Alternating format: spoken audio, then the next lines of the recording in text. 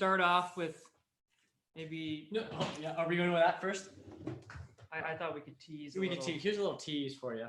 We'll explain this later. Oh my goodness. That's me, by the way. We'll talk about that later. That's a picture of John. Welcome to the Labor Day special. Wait, before we continue. No. What were your thoughts when you were having this photo taken? I don't know, it's probably something Shakespearean. Did you feel something profound, like at 18 I had all the answers. That's kind of thoughts, I think. Like, I mean, clear, so did you posed. feel So posed. Like, I mean, look, like it represented your intellect? Well, clearly, I mean, I'm pointing at my temple, so it's like, I'm smart. Was it partly I'm composed? so smart at 18. Was it partly composed by the Jostens by people? the person who was? No, actually, that's what's so funny about this. You told them this is what you wanted to do? Yeah, that's what's so. I was such a nerd, right? So it was like, for me, everybody does that stuff. Yeah, but I mean, Jostens photo, they're the ones who get you to pose and stuff like that for school pictures. And this was my high school graduation photo session that we did at the gym at LaSalle Secondary School. And I was like, no, I want to do this. So I've grown. Okay. Thank goodness. Well, that's we'll get more into that stuff. But it is Labor Day. It is Labor Day, and it's kind of school. That we kind of wanted to talk school. Yeah, we got some thoughts on back to school, and so that's great. But this week's been a tumultuous. More tumultuous for me. That's my deal, though. The crazy words. Remember, that was my deal last week. Yeah. So tumultuous. So nice. starting with I don't feel so bad. the Bruins getting kicked out of the playoffs, but and Tampa. I have many thoughts. Tampa. I didn't want Tampa kicking them out. Like, if anybody's going to kick them out, I have lots of thoughts. Lots of thoughts. I want to know your thoughts on it. I think that Tampa was just was a better team. I think that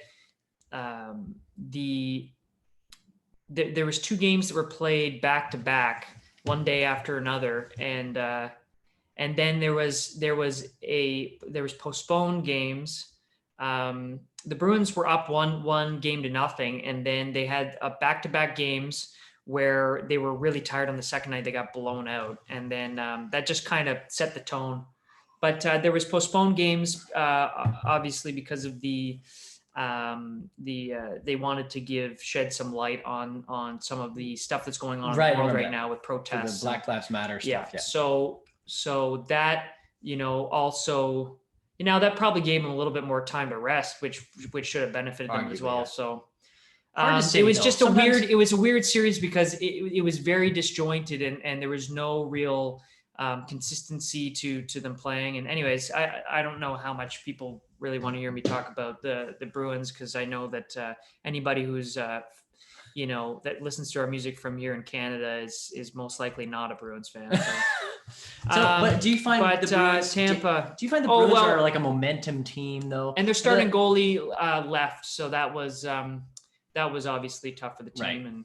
Right. And there's a goalie that played for the Bruins as the backup for a bit, who is playing quite well and is in the third round now with Dallas. Hudobin was his name. Oh, yeah. He actually was born, if you can believe it, an ice hockey goalie who was born in, I believe, Kazakhstan. That's right. And he's kind of not a conventional style guy, but he's pushed through and has been able to play kind of quite well for the Dallas Stars. So do you find that the Bruins to be a team that relies on momentum more than rest, or is that even a relevant question? Yeah, you can't really for any team. I can't speak for other sports, but for hockey, there is some momentum.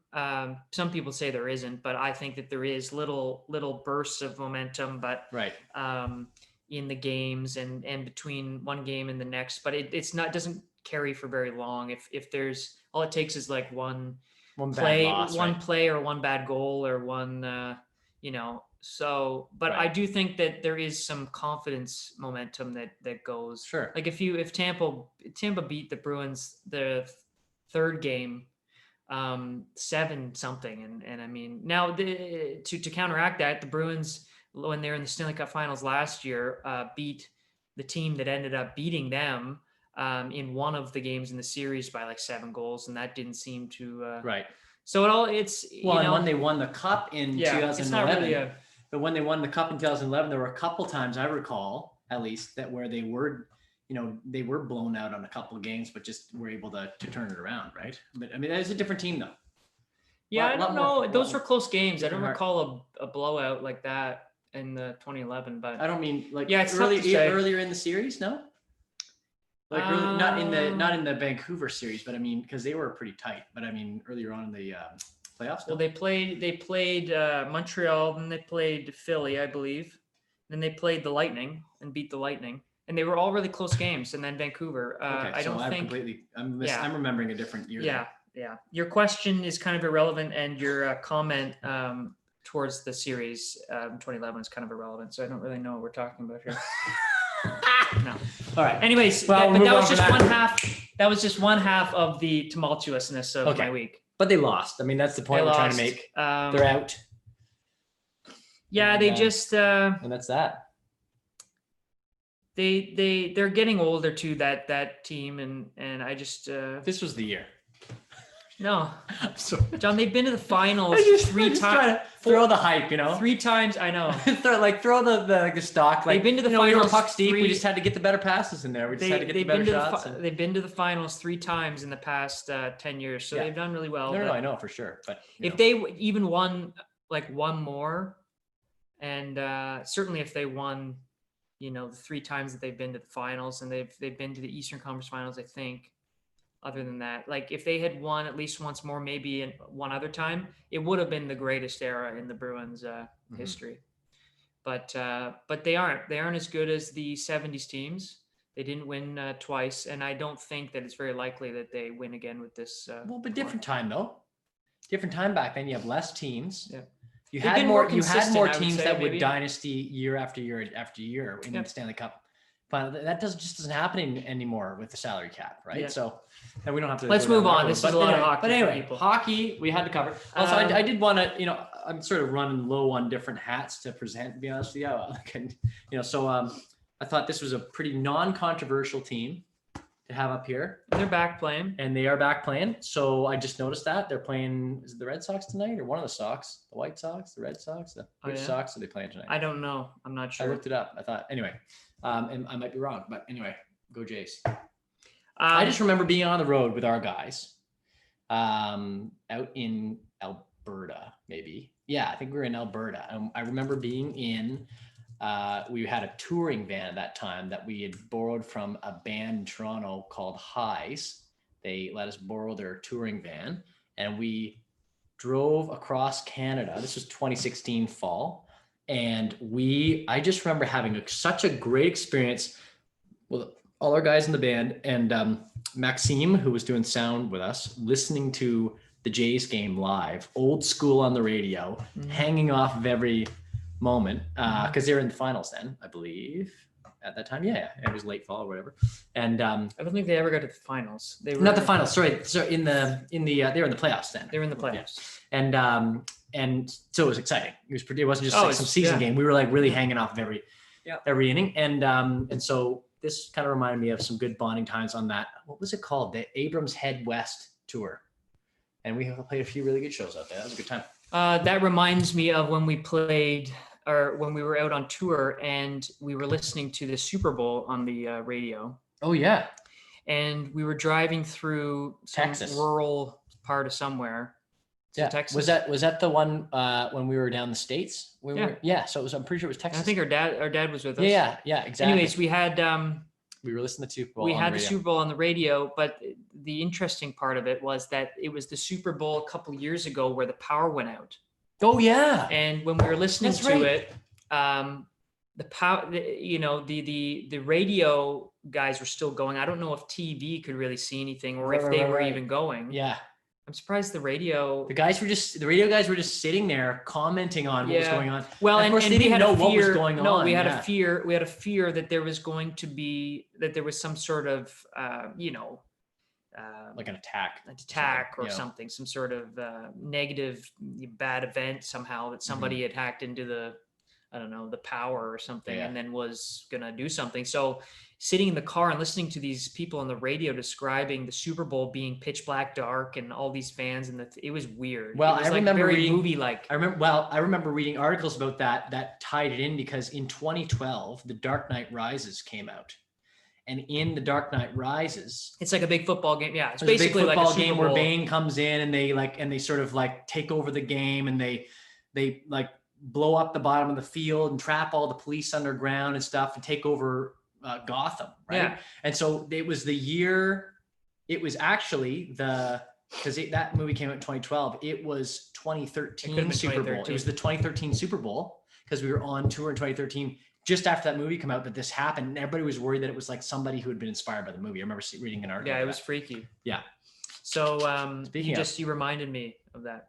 Yeah. But I didn't finish my other half of the tumultuous week. Oh, the tumultuous week. So Boston lost. That's number one. Yeah. Number two was that over the weekend here, the long weekend, Lily, the youngest cat, she actually just turned 1, which was great. We got her toys, and she had a great birthday.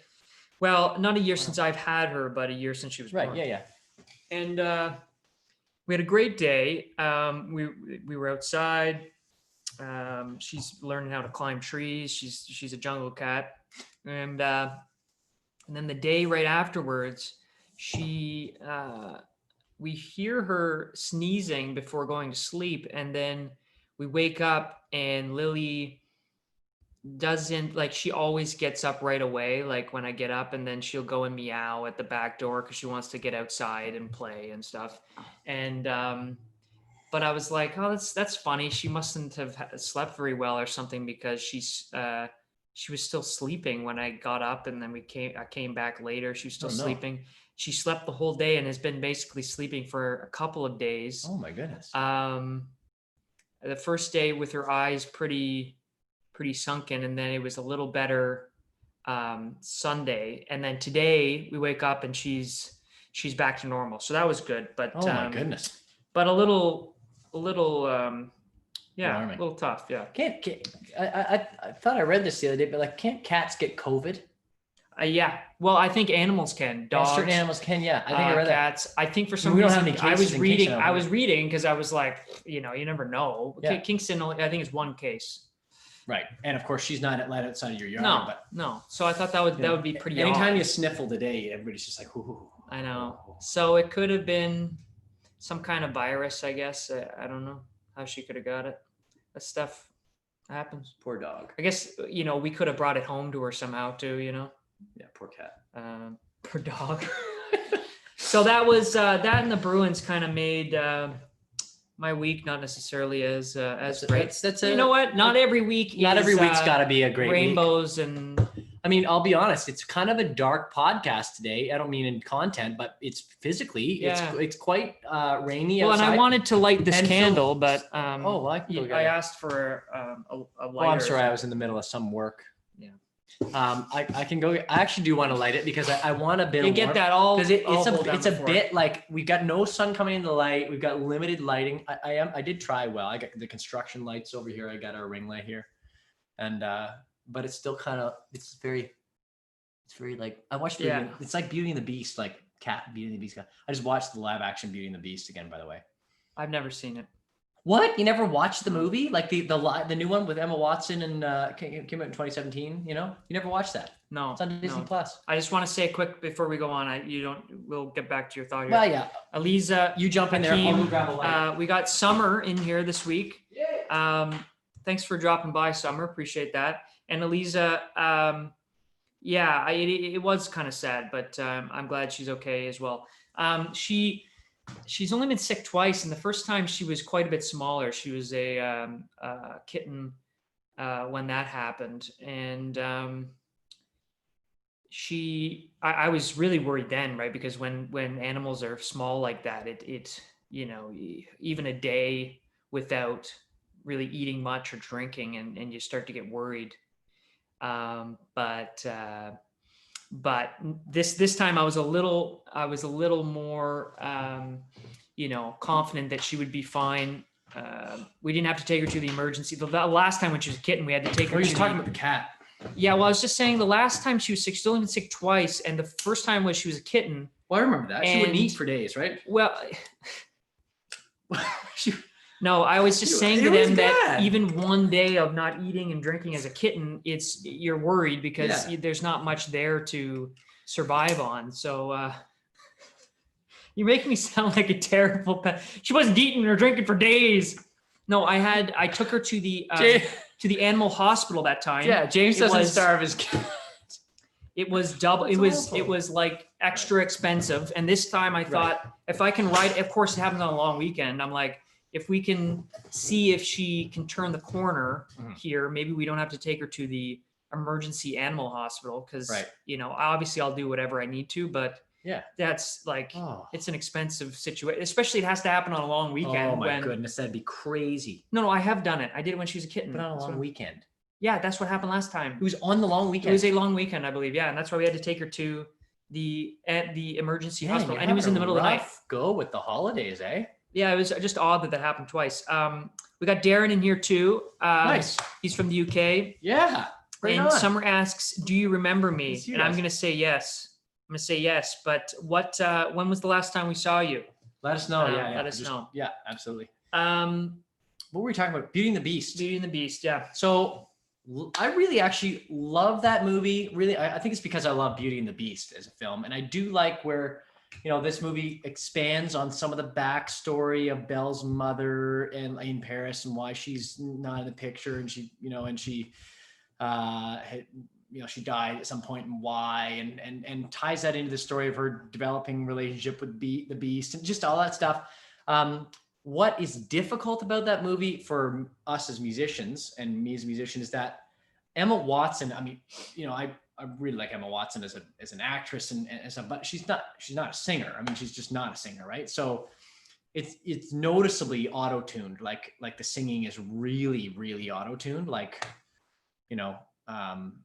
Adam, what's his name from Maroon 5 auto-tuned at times. Like it's really kind of T-Pain. Well, there's a little bit of some warble. It sounds a little bit like that. Did you know T-Pain is like a really good singer? He actually can sing quite well. I heard that. And he won one of the most recent seasons of The Masked Singer.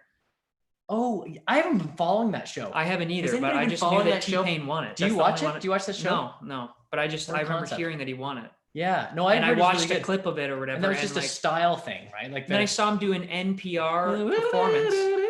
Yeah, he popularized that. He really did. The hard auto-tune. Super hard auto-tune, yeah. Which, you got to do something to set yourself apart. Well, it worked. He always had the big hats. I was like, did he? Yeah, he had like big top hats. Look him up. Yeah. And sorry, do you want to finish? Were you going to finish? No. I was just saying. But the hard auto-tune. It kind of takes you out of the moment because there's something so. Well, those songs are some of the best Disney songs ever. Honestly, they're some of the best. Yeah. And it's, it really is one of the greatest animated Disney films of all time. It was nominated for Best Picture. Like, I think it's the only one that was nominated for Best Picture. Yeah. Very good film, the original. But I really like the new one. I think it got the credit it deserved. It reminds me that having a known actor. Right. And you refer to women and men as actors now, right? Oh yeah, I guess so. Yeah. Actor, anyways. Yeah. Having a known actor play a part in a really well-known kind of musical or whatever, because it's obviously brings people into the box office sales. Exactly. But they don't necessarily have the skill. Right. Is Russell Crowe in Les Miserables? For sure. Yeah. Did I pronounce that properly? Yeah. Absolutely. I was actually thinking about that, that's a lot more difficult, I think, to find a superstar actor that can play the lead role that's going to check off all the boxes, like is really hot in the box office right now, is really going to draw, fits the part right, looks the part, all that stuff. And then also on top of that can sing. The thing about an animated film like the original Beauty and the Beast or any of the Disney films is that, they can animate the character however, and they could get literally anyone to sing the parts. And they did. Like anybody who's phenomenal and perfect for that role could sing the parts. In fact, sometimes they'd have the same singer for different movies. You know what I mean? Right. So that's a taller order to fill. That said, pretty much every part in that film, I think including Emma Watson, because I think she's really well cast as Belle, is like perfectly cast. Luke Evans as Gaston is fantastic. Josh Gad is LeFou, perfectly cast. Like all these characters are really good. Which one is that? Is that the LeFou? LeFou is like the little sidekick of Gaston, right? Like he's kind of like his. Who's the the candlestick? Candlestick is Obi-Wan, young Obi-Wan Kenobi, Ewan McGregor. He plays a candlestick. See, I might have put like Gad in that, or whatever his name is. Josh Gad is perfect for LeFou. Who's the the sidekick of Gaston, and then also Ian McKellen is the clock. Like the cast is phenomenal. Wow. Yeah, and then Dan Stevens of Downton Abbey is Beast, and I love Downton Abbey. Was it like the cast of Cats? Oh, that was a rough go, eh? I haven't watched that either. Please, okay. I'm curious to know how many people in our chat have watched. Yeah, if anybody's watched the new Cats movie, it's definitely an intrigue of mine. Summer asks says when I sang on stage 2 years ago with you guys with my old class. I'm assuming that's at the that was at the Isabel. Yeah. Of course. Yeah. Darren says, when are you guys coming back to the UK? Saw you last year. That's right. I remember Darren. It's good. He's in here. Yeah, that's awesome. Obviously we'd hope maybe this spring, summer, or whenever the health situation allows us. That's kind of the big we would love to get back to touring whenever we can. This year we did take part in the Big Church Day Inn, which was awesome because we weren't even planning. We weren't going to be part of the artist roster for Big Church Day Out this year, and they very kindly called us. So there's some things potentially for you guys here that we might do in terms of at a distance stuff for streaming and whatever, but we'll talk about that. There are a couple shows, virtual shows coming together for sure. So we'll keep you guys in the loop in that, and obviously if people are able to come to those things, then somehow virtually it'd be awesome to have you guys support. But Cats, if anybody has seen Cats, let us know, because they threw a lot of money at that thing. They really went hard. And it went so strong in that direction. Just absolutely. And it just didn't work. I didn't watch it, but apparently it was an abomination of a film. Have you ever heard if they might do a live action version of Hunchback of Notre Dame? Oh, I haven't, but they should. Do you think that's? Did you say Hunchback of Notre Dame? Dame. I said it like French. Yeah, Notre Dame. Notre Dame. Yeah, okay. Dame. Notre Dame. Not dumb. Sorry. It was just after I said Les Miserables or whatever. Les Miserables. Did you ever see that movie, Les Miserables? I think that's why possibly people that aren't French just shorten it to Les Mis, right? It's like they get out. Did you watch Les Mis? Yeah. They just get out. It's like a detour. You know what? It'd be funny to ask somebody who's like slightly into Broadway, but not really, kind of like a Broadway, like a snobette, like a little kind of getting into it. Like they're like, oh, I love Les Mis. It's just like, pronounce what's the whole name? Yeah. And that's like or it's just like, sorry, what? Les Mis? What's that? And then Les Mis. They attempt to butcher, Les Miserables. They try to describe it. Les Miserables. That's a great stage thing. The Hunchback of Notre Dame.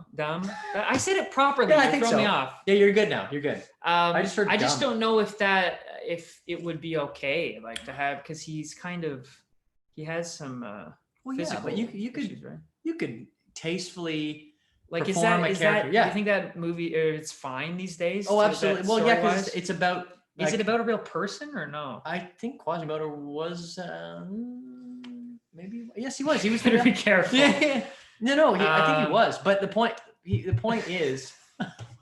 No, or was it like a? Let me just segue. Can I just get there? No. But no, hang on. No, it wouldn't be, because the whole movie is about seeing people for who they really are. it doesn't matter if you're different. It's good morals. Yeah, I just didn't know if I like that. It's a good movie. Yeah, I don't know, but why I'm even saying that? Well, there had been live action versions of the film like a long time ago. Oh, silver screen stuff. It reminds me just talking about that reminds me obviously of the cathedrals and the organs and whatever. Reminds me of an event that happened this week in a church in Germany, actually. Wow, good segue. Really good. You know, it really puts a stumbling block in the segue. If I mention the segue, yeah, okay. Anyway, so just in the future, we got to do two things. We have to do two things for the show. One is don't mention the segues. No, well, that was gonna be my second one, but that's the first one. The second one is not, and I don't think we did it today, but I don't want to say the number of the episode every single episode. I feel like it's good point. Yeah. It's just the episode is. It is what it is. We've gone far enough now that like the number doesn't really. There's nothing special about like episode 17. Yeah. What are we at anyway? It doesn't matter. Hey guys, we are episode. So yeah, come on. Okay. Darren does say he'd pay to watch a virtual live concert. That's very nice that awesome. you'd be willing to do that. That's pretty cool, man. Great. About a church in Germany, they're playing a song composed by give it a shot. See what John Cage. Sorry, the experimental. I just didn't want to. Right. I knew it was Cage, but I just didn't want to say Nicholas. Yeah. Experimental composer. Right. At least that's what he's kind of known for. Right. Rob Grieve, our electric guitar player. Yeah, he talked about him. John Cage quite a bit, actually. Yeah. So I actually doesn't he have like a tattoo. It's too bad we didn't. I didn't really read this until today. Otherwise, we could have had Rob on to talk about it maybe or something. Yeah, maybe we should. We should have the guys in the band on at some point. Yeah, this would have been a good excuse. But we'll bring it up if we bring them on. Those guys, mountains of knowledge. Yes. So apparently this in the news, it was either today or yesterday. It was a song composed by John Cage. It's titled "As Slow as Possible," and typically it's played, over a series of hours and can be really strung out in hours. But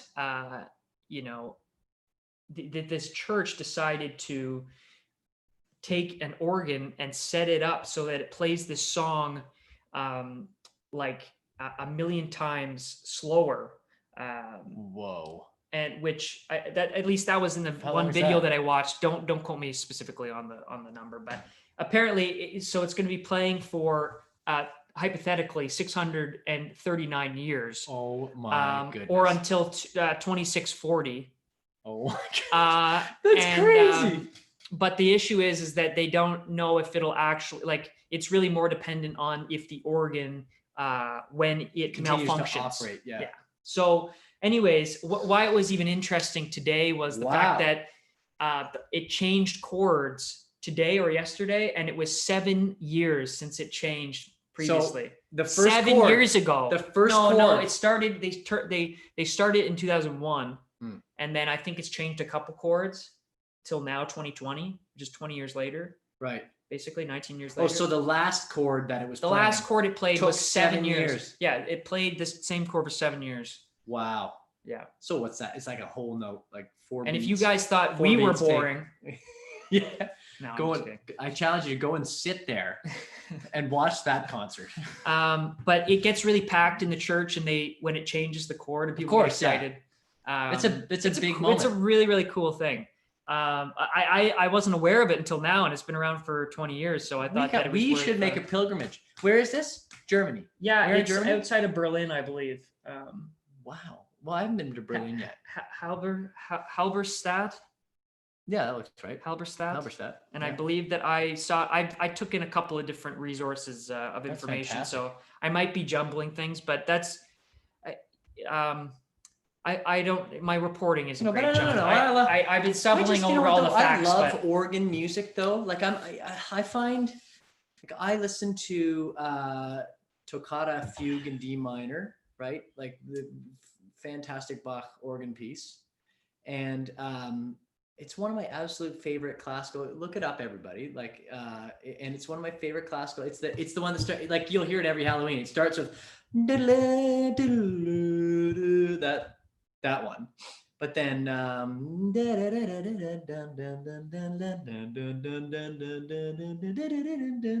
okay, yeah, yeah, love that. And I'm also big into, like, when we go into church somewhere when we're on tour and see the big organs, particularly speaking of Darren, who has seen us in the UK, we played a number of times at Rochester Cathedral now, which is one of our absolute favorite places to play, I can honestly say. Because what we do is we go play at this beautiful, it's actually the oldest cathedral found. Now you have to double check that I'm right about this, but as I recall, it's the oldest cathedral foundation in the UK, second oldest above, like because of course the foundation is older than above ground, I think, but it's the second oldest cathedral above ground in the UK. And it's a very, very famous cathedral in Rochester in the Kent region. And we have now done 2 Abrams concerts there, ticketed events where people will come, and it's so cool because they fill the entire cathedral and create like a community event of it, right? So it's us playing country music in this super old cathedral, and the organ, we posted on our Instagram a couple times, the organ behind us is absolutely it's like nothing I've ever seen. And Sandy, who plays keys in our band, was absolutely floored when he got to see that organ naturally. But we heard it play when we were on the tour, and I really liked it. It was very, very cool. So if you're over in the UK, we will probably go back and play Rochester Cathedral again next time we're back. So please come see us. Darren says that's my favorite and the first song I learned. There you go. Right on. I'm assuming it's Toccata and D minor. Yeah, that one. Yeah, the one meant not the 639 year song. Yeah. But you also mentioned the fugue or something. That's it. Toccata, it's the same one. I thought you were talking about Toccata and fugue in D minor. It's Toccata is the first section. The fugue in D minor is the second section. Oh, okay. Rob Grave taught me that. Wow. Actually, credit to Rob. Very cool. Organs. Yeah, it was cool when Sandy was able to get a glance at that. I don't think he played it. No, I don't think so. I think there's a kind of a special sort of procedure for that. But he has played organs at other churches we've been at, and he's obsessed with that. It's and he's an organist on keys, so for him it's a big deal. That and the obviously Big Church Day Out, but also being able to go on the BBC and perform in the UK has been pretty amazing too, phenomenal. Right? Yeah, absolutely. And there's some really, really special memories that we've had being able to be in there in that really well-known studio. I mean, they have some pretty cool old instruments. Well, and the Elton John piano. Yeah, that's what I was going to say. Elton John's piano is sitting there in the green room where you get ready to go on BBC. Crazy. And Elton is like my BBC radio favorites. And so we have, I guess you can play it, right? Like, we've actually played it. Yeah. Said donated by Elton John. So cool. Yeah. And Bob Harris. Bob Harris had us on. We've been on Great Day Sunday a few times with Hardeep there, and a few different people. It's been a fantastic journey on the BBC for years. But playing Elton John's piano, that's a big deal for me. I loved Elton John growing up as a teenager. When I was that old, blasting Elton John in the car, big inspiration. It reminds me though of something that we wanted to talk about last week, which with the BBC reminds me of a CBC program in Canada, which is, I guess, probably its origins. Right. Its origins, was it just to emulate the BBC, or did it have any ties in the beginning? The CBC with BBC? I don't know. I don't know the history there. It obviously is a bit of it would make sense. An emulated format. I would think so. The BBC's had to have been around longer. Yeah, but on its basis, it's a national national broadcaster. Broadcasting. Public broadcaster, public broadcaster, like NPR or whatever. It's a little different. I mean, it's subsidized, but also private. Yeah, there's a bunch of different. But anyways, these sort of, there might be a better analogy for someone that has a similar program in England. You might know, but Stuart McLean is essentially the Canadian version of Garrison Keillor. But I'm sure that's Garrison Keillor. That's in America. NPR, yeah. But I'm sure there's somebody in Prairie Home Companion. Yeah, there's probably somebody that both of those guys are emulating in somebody England. In the BBC. There's got to be, right? I wish I knew that fact. But anyways, this is something I'd like to research. Yeah, I'm bringing up a lot of interesting thoughts here. Yeah. Anyways, talking about the BBC reminds me of we were meaning to mention on the last week's episode because it happened to be on the radio about either the day we were coming to do our last episode or it was the day before. We did a show when we were quite a bit younger on this well-known Canadian show with Stuart McLean, The Vinyl Cafe. Oh. And I would say it's probably, for the CBC, that show is as iconic as any of the CBC shows. Yeah, and you know what's so cool is that probably was started initially as a bit of an echo of Prairie Home Companion with Garrison Keillor, but it took on such a life of its own. It became really its own thing very quickly. And Stuart as a personality was so special. Like there's something so special about Stuart McLean. And so for us particularly, and I know there's probably a lot of other Canadian families out there or any Canadians out there who, on Sundays, James and I would come home from church with mom and dad. And the first thing we would do was turn on Stuart McLean and listen to it on the way home, on the drive home. And before we went home to have grilled cheese sandwiches and tomato soup, we'd sit in our driveway and finish the program before we go in because it was just too funny and too good. Great. I just listened to those programs again, the stories Stuart told when I was painting downstairs back at Christmas, and they're so good, so well written, so funny. And so for us, it was a big deal that we got asked when we were, I think I was about 18. I was 18 years old and you were 16 or something. And Eli, our cousin, was playing with us then. Chris Brown, who was producing for us at the time, he was playing organ and keys on that show. Our dad was playing with us on that show. We got asked to go play on the Vinyl Cafe, and so cool. They still rerun our version of that show, and it just reran last weekend. You guys caught it. Mom and dad caught it. A bunch of people did, and you were all texting me. I completely missed it, but that was a really, really special moment in our career early on. And I'll never forget. I didn't pull up a clip, but I'll never forget that because they're all recorded. I think they're all recorded live on location, or at least ours was. It was us and Jill Barber. And it was two shows they were recording, and so they did it like a theater show where the first set was one show featuring an act, and the second set was another show featuring an act. And Jill Barber was in the other set, and we did I can't remember the content of our program, but whatever it was, there was a French word that Stuart had to he didn't know how to pronounce in the middle of the show. And of course it's all pre-taped, right? So he can stop it and they can redo a part if he messes up. But he just so happened to be talking with Eli, our cousin, who was playing bass for us at the time with us. And Eli was saying that he was learning French because he was going to move to Montreal for a while. And so Stuart's on stage, he's delivering the story, which is so good, and gets to a French word that he doesn't know how to pronounce. And he looks up from the page, he stops the whole show in front of the big live audience in Picton, where we were playing at the Regent Theater. 2008. He walked off stage with his paper. He showed it to Eli and said, Eli, how do you pronounce that word? And Eli's like, whatever it was. And he goes, thanks, man. Walks back out on stage, says the word, and continues the story. And I'll never forget, that was such a cool moment that it was like our family was intertwined with the story.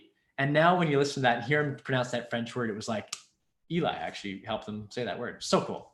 Well, and it was cool because they recorded 2 of the episodes that night. But I actually think, John, that we assumed that that we were on with Jill Barber, but I think that there was 2 episodes. There were 2. That's what I mean. Yeah. So Jill was in the Remembrance Day episode. We were on Dave in the Elevator. Is that what? Okay.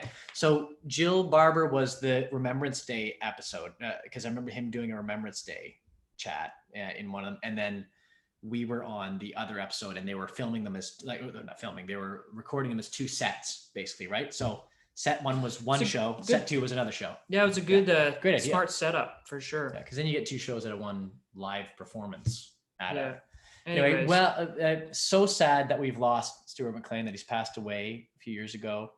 Actual national treasure gone. Him. I just absolutely love Stuart. He was fantastic. We have Desi, who says that Vinyl Cafe episode you were on just re-aired August 30th. Yeah, that's what we're saying. Talking about. And I was cleaning the car. Of all things, I was vacuuming the car out, and I could have just put on the radio in the car while I was vacuuming it out. And I just missed everybody's texts and completely missed. It would have been a perfect thing to do. It would have been great. Yeah, I was cleaning the car over at the car wash. Yeah. Glad you're here as well, Nico. Thanks, buddy. Hey, Nico. Appreciate it. But 2008, I would have been in middle school probably. I probably just went to middle school. Yeah.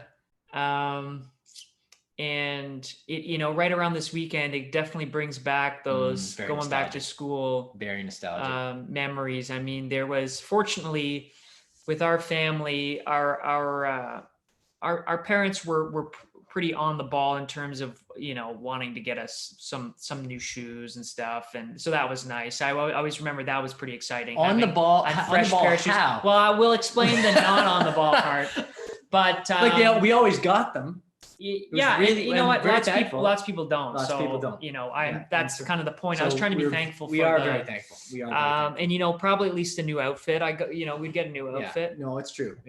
But I think part of it was we'd often leave things to the last minute, and then we would go into a store, and our mom would give us a basket and just say, put it in there. Very disorganized. We gotta go. So put it in the basket and let's go. It was what it would be is today. Yeah. 15 years ago, and it was about to close because it's Labor Day weekend and things are closing early. And she's just like, we got an hour and a half to get everything we need for the year. So it's just running through the aisles. But you know what? I was talking to Mom about this the other day, and it was so funny because the great thing about shopping for back to school stuff on Labor Day, here's a hack for you. Nobody's doing it. Everybody's already shopped. It's like, right. So it's kind of, you walk through the aisles and nobody's there. I mean, Staples isn't running out of pens. They're not running out of folders. It's not like, oh, well, we missed the boat. You're walking through the aisles and you can get all your stuff. You're not in the crowds that you would have been in 2 weeks prior. And the same thing happened to me at Costco on Christmas Eve. It was 4:30 p.m. on Christmas Eve. I thought me going to Costco then to get some stuff that I needed for dinner would be a nightmare. There wasn't a soul there in the aisles, maybe a couple other people, but there were more people working, way more people working than there were people in the store. Okay. That says a lot. Yeah. And I realized, I thought it's going to be a nightmare. I realized, wait a minute, everybody's way more on the ball than me and already got this stuff weeks ago, right? So hack for you. We gotta keep this quiet though, because we don't want to screw up the mojo, but we're not going to even put a dent in changing it. People's patterns. Yeah, no, not at all. Not gonna. Yeah. Anyway, I am very thankful about Mom and Dad always the fresh shoes and stuff. Having fresh shoes was really special. Really special. Yeah, very thankful. It definitely brought excitement. I don't know, to the and just the smell of the new shoes, new Nikes. They're nice. The C says it's still available in podcast format, but for a limited time only. Oh, that's great. Nice. I'm assuming through the CBC Vinyl Cafe. Awesome. If we search that in, because they podcasts or something. I probably. Yeah. But one thing, so I went and I took a look because we when this weekend comes, you're getting groceries and whatever. And I just took a look. I went down some of the back to school aisles and I was looking. I just wanted to see if things have changed at all, because it's been since you graduated high school, which was last time I really went and did back to school shopping. It was like 9 years ago. So it's crazy that's how many years has gone by. But we've been, I guess, doing a lot of touring. We've been doing a lot of touring, and I graduated in 08. We don't need to date ourselves. I've dated us. So, does anybody want my house address? one thing I noticed was, not really any of the school stuff like has evolved. Like there's no new tech. No. How are pens going to improve? And why is there still so much paper being sold? I know, it's crazy. And like, well, how are I think that there's ways that, why aren't there better like calculators or something? But are devices like the new back to school shop? Like, I don't know. I wouldn't know. Like, are people going and getting, but people aren't getting a computer a year, are they? I guess some people are. Once you get to university, I think, but I can't get a computer a year. Are you kidding me? Like, how come like lunch bags and backpacks haven't like changed or anything? They're always like the same. There's no no additional special pockets or anything, like, I don't know, solar. What? Solar backpack. I don't know. Like, couldn't it get a little? There's got to be some changes in the tech at all, though. It's got. I mean, we aren't graphing calculators are better, probably. That was a big change over the years that we were at school. Was that calculators seem to get. They got a lot better. But I guess maybe it's just because stuff. Maybe it's just the. It's the price of the better tech that kind of. I remember I had the TI-89 graphing calculator, which was the top of the line in 2008 or 2007, and it really did wonders for me. It was a good math tool. Or what about like a USB notebook where you make notes, but you don't have to flip; it just stores it in the USB, and then you can like plug it into the computer or something. Like a tablet? Like stuff. No, not quite a tablet. So it's not that expensive. The price point's lower. Right. But you have it like it's kind of like a Kindle. But then you plug it into but it's sounds Kindle, like an iPad. No, a Kindle for notes that saves energy, and then you plug it into a computer. Stuff like that. That's an iPad, James. John, no, it's different. It's different. It's a lot cheaper, and it doesn't take as much energy, so it's not going to die on you. Okay, so something made by Samsung. Yeah, what my point? This is my point. This is my point. Why isn't there anything like that? I think there is. Is there not? No. I don't understand what you're trying to say. I can't visualize it. It's like a Kindle, but not for reading, for taking notes, where you don't have to have a bunch of papers. But can't you? And then you can flip through. You have an app on your iPad though to be able to do that. John, but not every student going back to school can afford an iPad. I know, but there are affordable tablets. It's like you could make it the same price as like a notebook, or like a little bit more. It's a replacement for the notebook. There's no replacement for that movie though. No, but this is actually a really great idea right now. No, okay, but you mean like a replacement for like a $10 yes flip through yes oh. And you're saving space, boy. And I'm just trying to give an example of me sitting here in 2 seconds. Gonna have to make that. Listen to me, I'm sitting here in 2 seconds and thinking of something that I don't know how to make something that cheap though. How would you make something that cheap? It's not disposable. You make it with essentially the similar technology to the Kindle, where it's kind of like there's not really any color to it. There's not really color. It's very low light, so that there's no. You know what I mean? I'm just saying there's ways I feel like laptops have that. I don't think you're getting me. I 100% get you. My point is this: maybe not that idea, but I don't understand why school stuff hasn't evolved very much. Yeah. It's paper and pens and pencils. You're kind of hot and bothered over this, eh? But that stuff has been around for forever. It's true. Do you not agree? Do you not understand my point here? No, I do understand. Like, even I will say, when we were kids, at least they were attempting to try and push forward in the pen technology market. Yeah. Remember those blue pens that had the different colors you'd click down? Yeah, that's what I'm talking about. Something like that. That's somebody came up with that. That's a bit of an innovation. There's been no innovation that I know of. So all you had to do was have one pen, comments or chat or something. Colors. That might have been the best development in fact. Where are those pens today? Why didn't they stick around? They were a little gimmicky, but at least it was different. Darren says, school I worked at gave every student an iPad. So that's amazing. Oh, there you go. That's amazing. I was just thinking of some stuff in between, for people that can't afford the iPads. No, I think so. I think obviously that's ideal. Giving kids iPads is ideal. Thankfully, I think there are more choices on the market now as far as tablets are concerned, where you can get like really good apps for kids for school and stuff like that, like through the Android store. What's the Android store called? The Google store? No. The Play Store, Google Play. Google Play Store. Yeah. You're welcome. Yeah. Anyways, I do have a couple of I think my computer died. No. Oh no. Okay. No. Okay, go ahead. I didn't want to talk. I have a couple of links.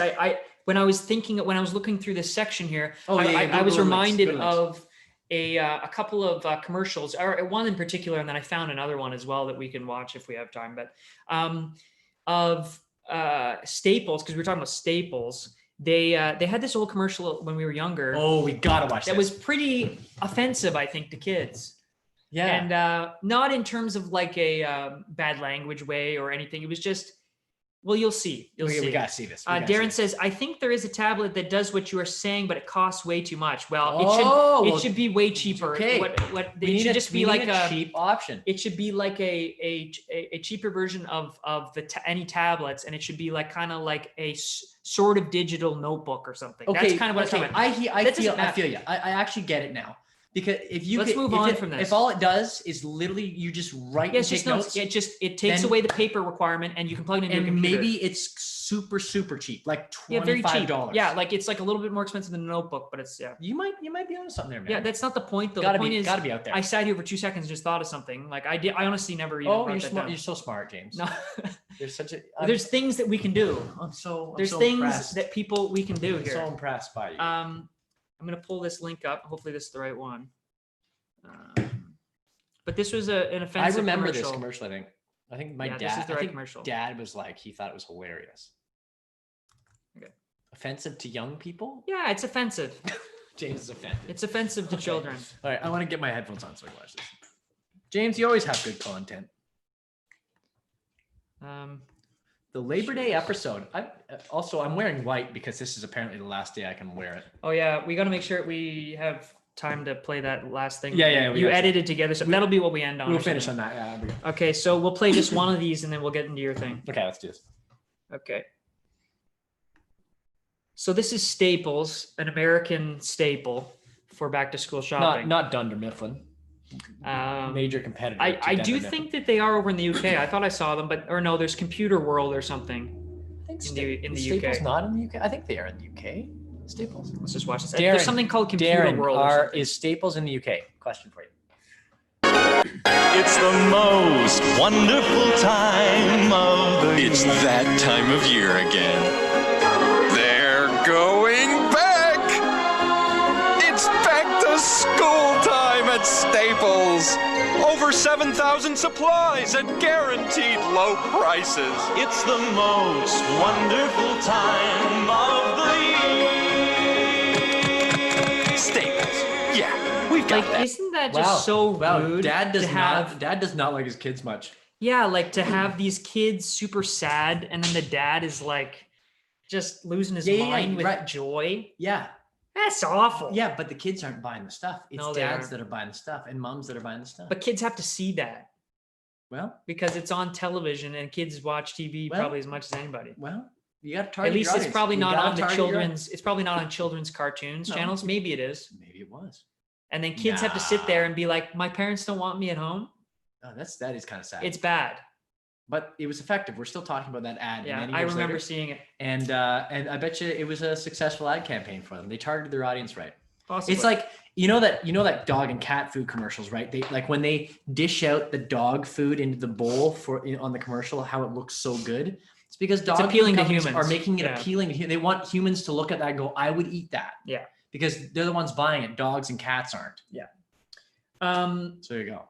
What was the thing that you wanted to play? I put on this sweater today. I do like it. I did get it for the fall and for like sort of like just the good feels because I'm going to do some classes and stuff and so this is very this reminded me of the guy because now I got this long hair. I put it in a bun lots of times when I don't want it in my face, and I thought I look like that guy.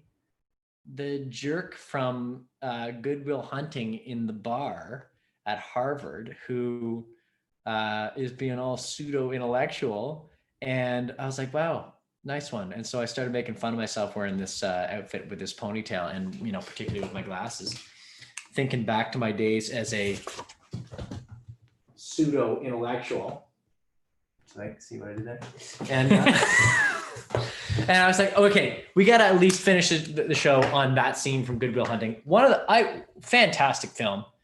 It's one of my favorites. Definitely, it's way up there for me. Way up there for me. Shawshank Redemption. But who doesn't like Good Will Hunting? Like, have you ever met somebody who said, "Gee, that movie just didn't resonate with me"?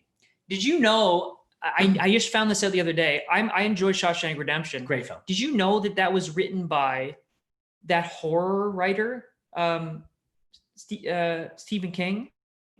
Oh yeah. Isn't that so messed up? That's crazy. But also kind of mind blowing because that film is not scary at all. And I guess the source of the book mustn't be a horror. It's not a horror book. It's about a prison break. I have to make sure. Do you know what I'm talking about? Yeah, something tells me that I've read that before, and I'm not. Let's. I am curious. Let's move on.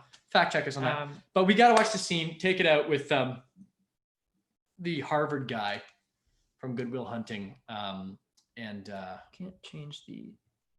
Just absolute magic from Matt Damon, obviously, but also Ben Affleck and Casey Affleck. Speaking of Boston, I love Boston. This is set in Boston. Oh, hello. Oh, hello. Hi, how are you? Fine. So do you ladies, Come here often? do I come here? I come here a bit. I'm here, from time to time. Do you go to school here? Yeah. Yeah. That's it. So I think I had a class with you. Oh, yeah? What class? History. Maybe. Yes, I think that's what it was. You don't necessarily might not remember me. I like it here. It doesn't mean because I go here, I'm a genius. I am scary. This guy, that guy, that guy, for sure. I mean, come on though, right? Oh my goodness! I guess I'm channeling that a bit.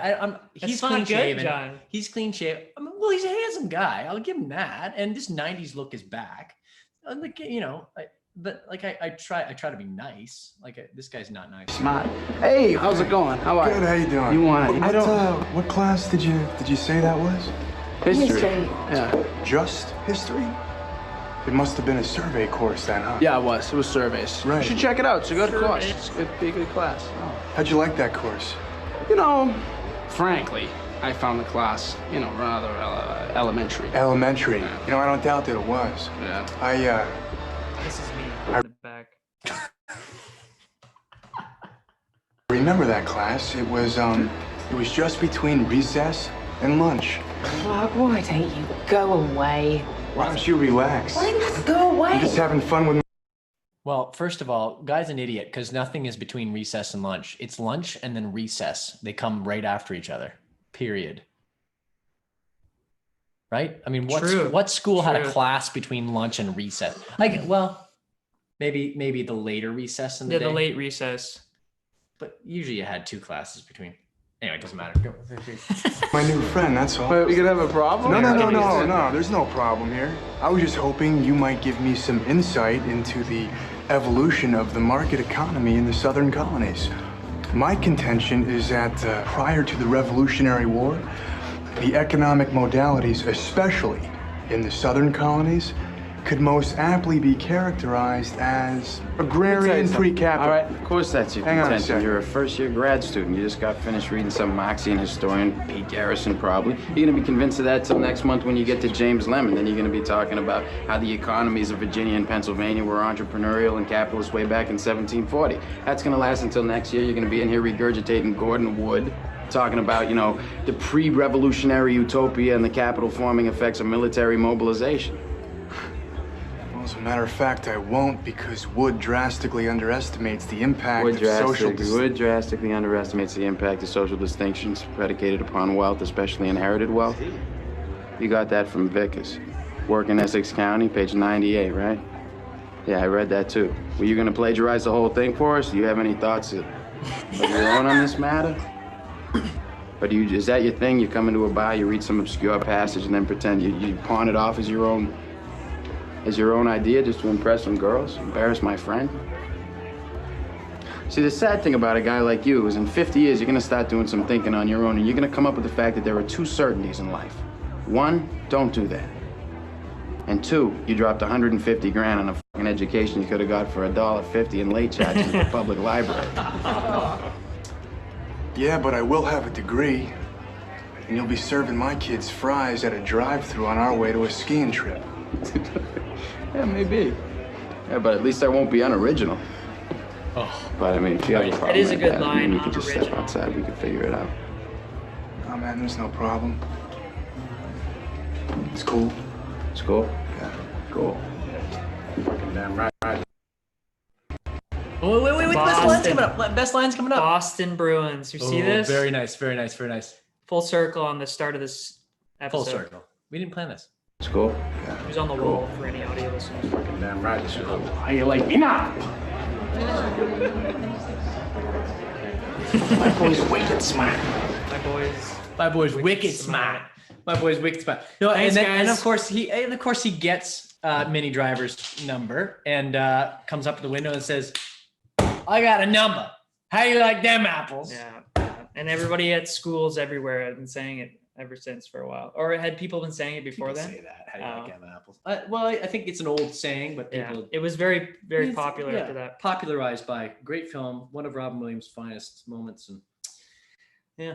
Okay, guys, we'll see you guys next week, 5:30 Eastern Standard Time. Thank you so much for coming this week. Really appreciate Actually, you guys coming to the specifically, chat. thank you so much for coming this week. We know that it's Labor Day for a lot of people, Yeah. and I did have expected nobody to show up. So thank you very much for watching Okay. and hanging out with us. Please come back again sometime, guys. Appreciate it. Bye.